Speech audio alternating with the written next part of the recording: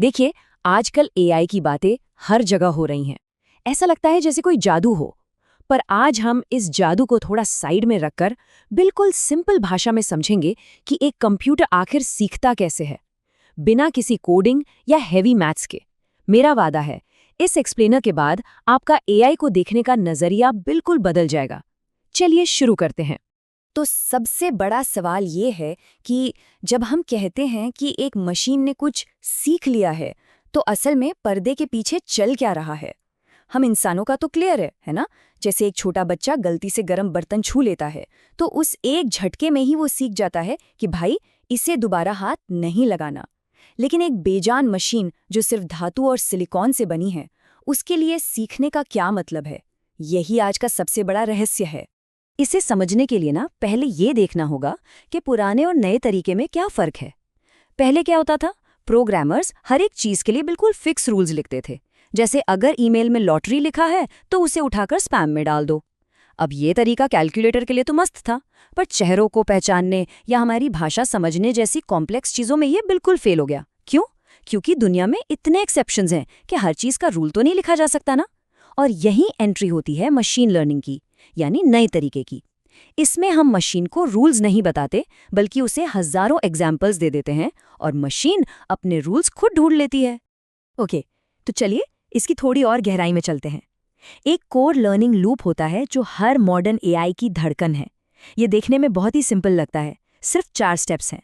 पहला गेस करना, यानी अनुमान लगाना। दूसरा अपनी गलती को मापना। तीसरा उसमें सुधार करना। और चौथा इसी चीज को बार बार रिपीट करना। आजकल जितने भी एडवांस्ड एआई सिस्टम्स हैं ना, चाहे वो चैट जीपीटी हो या फेशियल रिकग्निशन, सबके सब इसी एक सिंपल लूप पर चलते हैं, वो भी करोड़ों बार। आइए इन पहले 2 स्टेप्स को थोड़ा पास से देखते हैं। जब एक एआई बिल्कुल नया होता है तो उसको कुछ नहीं पता होता, वो बस एक अंधा तुक्का मारता है, और जाहिर सी बात है वो शुरू में गलत ही होता है। पर पता है, यहाँ एक बहुत ही मजेदार बात है। गलत होना ही यहाँ सीखने की पहली सीढ़ी है।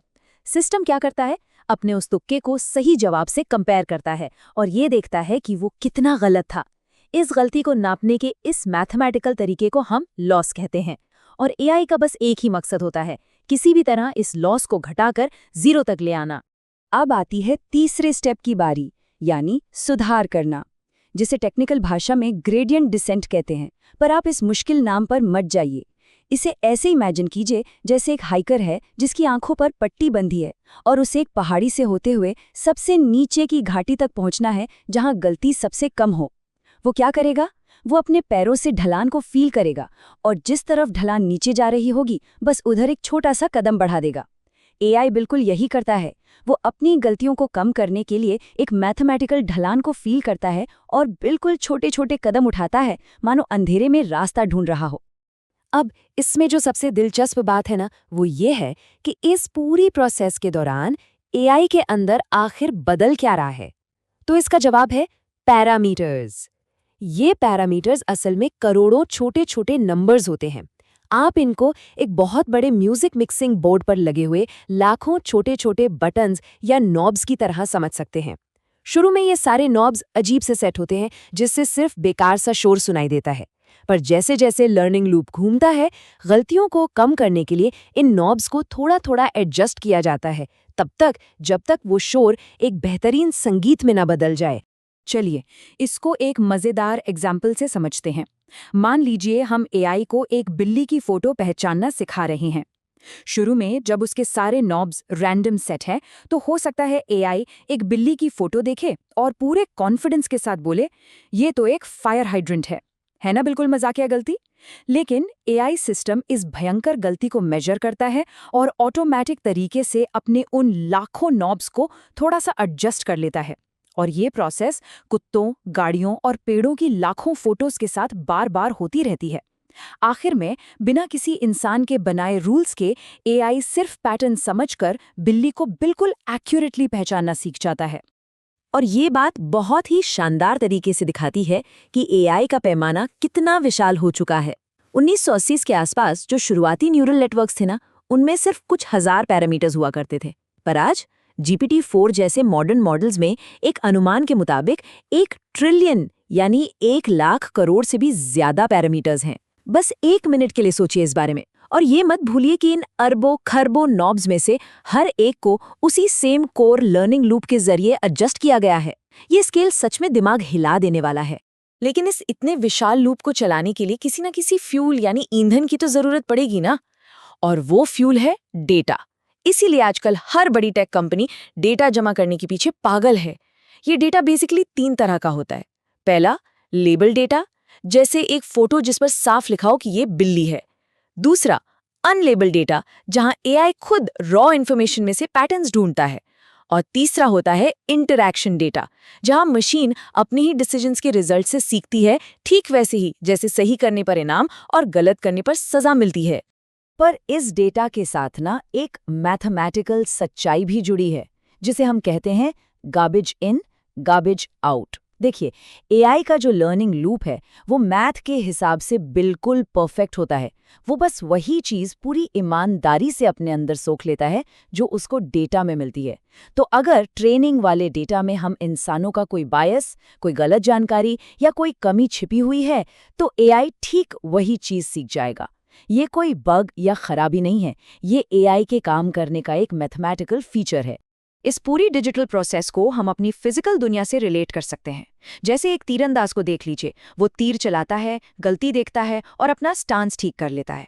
या फिर एक बच्चा जब चलना सीखता है, वो बार बार गिरता है और उसकी बॉडी अपने आप मसल्स का बैलेंस ठीक करती रहती है। या एक स्टूडेंट जो सिर्फ रटने की जगह ढेर सारे एग्जाम्पल्स से मैथ्स के पैटर्न समझ लेता है। एआई का सीखना बिल्कुल इन्हीं तरीकों जैसा है, बस स्पीड करोड़ों गुना ज्यादा होती है। वैसे एआई के बारे में मार्केट में कुछ मिसकंसेप्शंस भी बहुत हैं, तो फटाक से उन्हें दूर कर लेते हैं। पहला, लोगों को लगता है एआई ने सारा डेटा रट लिया है।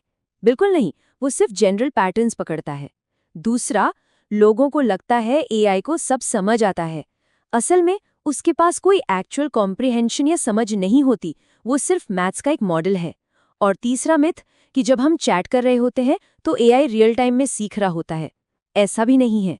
ज्यादातर उनकी ट्रेनिंग के पैरामीटर्स पहले ही सेट हो चुके होते हैं। तो यहाँ सबसे जरूरी पॉइंट ये है कि इन सभी चीजों की वजह से एक बहुत बड़ी उलझन सामने आती है। इसे द ब्लैक बॉक्स प्रॉब्लम कहते हैं।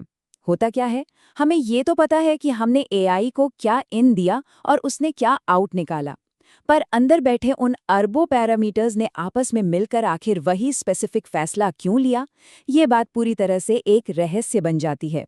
यहाँ तक कि जिन लोगों ने सिस्टम को बनाया है वो भी हमेशा कॉन्फिडेंटली नहीं बता सकते कि ऐसा क्यों हुआ। ये एक काफ़ी अनकंफर्टेबल सच है। अब इन सारी बातों को जब हम चैट जीपीटी पर अप्लाई करते हैं तो मोस्टली 3 फेजेस निकल कर आते हैं। पहला है प्री ट्रेनिंग, जहां इंटरनेट के उस विशाल डेटा से एआई को बस अगला वर्ड प्रिडिक्ट करना सिखाया जाता है। फिर आता है फाइन ट्यूनिंग, जहां इसको एक कॉन्वर्सेशनल और हेल्पफुल असिस्टेंट बनना सिखाते हैं। और तीसरा और सबसे इंपॉर्टेंट है reinforcement learning from human feedback. यहाँ पर हम इंसानों की पसंद और नापसंद के हिसाब से इस सिस्टम को अलाइन किया जाता है ताकि ये हमारे सोचे हुए तरीके से काम करे। अगर इस पूरे एक्सप्लेनर का निचोड़ मुझे सिर्फ एक लाइन में देना हो तो वो ये होगा, एक कंप्यूटर तब सीखता है जब वो लाखों तुक्के लगाता है, ये नापता है कि हर तुक्का कितना गलत था और फिर उसमें बिल्कुल छोटे छोटे सुधार करता है बार बार, और तब तक जब तक कि उसके तुक्के बिल्कुल सही और भरोसेमंद ना हो जाए। बस यही एक सिंगल लाइन आधुनिक आर्टिफिशियल इंटेलिजेंस की पूरी बुनियाद है। और अब आते आते आपके सोचने के लिए एक बड़ा सवाल। अब जब आप समझ गए हैं कि एआई के अंदर कोई जादू नहीं है बल्कि ये सिर्फ गलतियों से सीखे गए पैटर्न्स का एक बहुत बड़ा मैथमेटिकल जाल है, तो क्या इस टेक्नोलॉजी पर हमारा ट्रस्ट लेवल बदलना चाहिए? क्या उस ब्लैक बॉक्स और उसकी ट्रेनिंग की वास्तविकता को देखते हुए हमें थोड़ा और सतर्क रहना चाहिए? इस बारे में जरूर सोचिए और अपनी आगे की एक्सप्लोरेशन जारी रखिए। इस एक्सप्लेनर में जुड़े रहने के लिए बहुत बहुत शुक्रिया।